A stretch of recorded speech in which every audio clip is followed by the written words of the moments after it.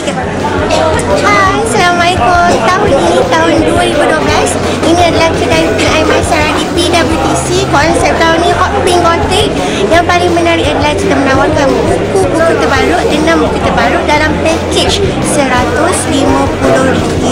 Mesti datang ramai-ramai kerana package ini sangat istimewa, mengandungi 6 buku baru Blink Books yang berhad, trolley eksklusif Aimaisara, kotak eksklusif, 4 button badge merchandise, 1 poster Aimaisara, buku nota, 2 buah penanda buku dan 6 tajuk novel comel paling baru berada di pasaran.